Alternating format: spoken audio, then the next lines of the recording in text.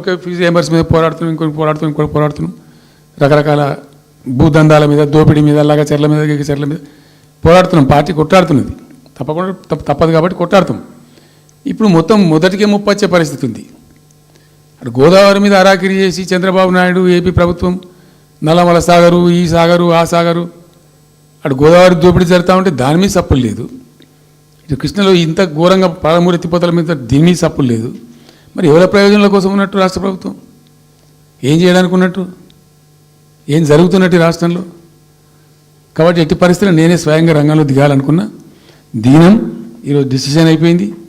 2-3 రోజులలో, 2-3-4 రోజులలో, రాబోయే 3-4 డేస్లో ఆయా జిల్లాల నాయకులతో సమావేశమై ఖచ్చితంగా చాలా పెద్ద ఎత్తున అక్కడ గ్రామానికి డప్పు కొడతాం, మొత్తం సభలు పెడతాం, కవులు, గాయకులు, కళాకారులు అందరినీ తట్టి లేపుతాం. మీ పత్రికా విలేకరులను కూడా రిక్వెస్ట్ చేస్తాం.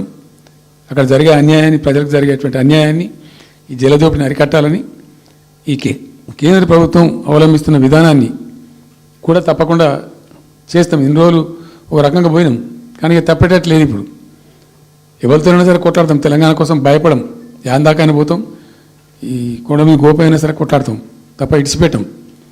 ఇక్కడ ఏమి ముఖాలు చూసేది కానీ ఇంకోటి కానీ నైసిటీస్ ఏం లేవు. There is no nicety at all. Will fight, డెఫినెట్గా ఫైట్ చేస్తాం. ఎందుకంటే రక్షించుకోవాలి, రాష్ట్రం యొక్క హక్కులు రక్షించుకోవాలి, నీళ్ళు రక్షించుకోవాలి, రాష్ట్ర ప్రజల ప్రయోజనాలు రక్షించుకోవాలి. ఈ విధంగా ఇప్పుడు మా కళ్ళ ముందు జరిగినటువంటి దీనిలో ఈ దుర్మార్గంలో ఎట్లా మౌనం పాటిస్తాడు కేసీఆర్?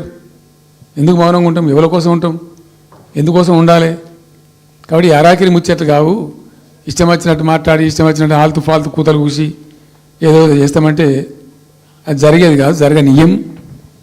రెండవది, ఈ ప్రభుత్వం కూడా సర్వభ్రష్ట ప్రభుత్వం,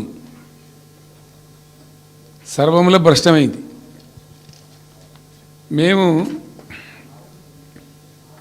చెప్తా, బీజేపీ కథ కూడా చెప్తా. ఎందుకు చెప్పా? డెఫినెట్గా చెప్తాము. అరే నువ్వు మా ఇంట్లోకి వచ్చి మాకు దోసుకపోతా ఊరుకుంటామే? నాకు అర్థం ఎవరైతుంది? ఏమైనా ఉండొచ్చు కాక, ఏమైనా ఉండకపోవచ్చు కాక, నీ చేపెట్టి పైసలు కూర్చుకుంటా ఊరుకుంటామా? సాధారణ కాడికైతే కొట్లాడతాం కదా.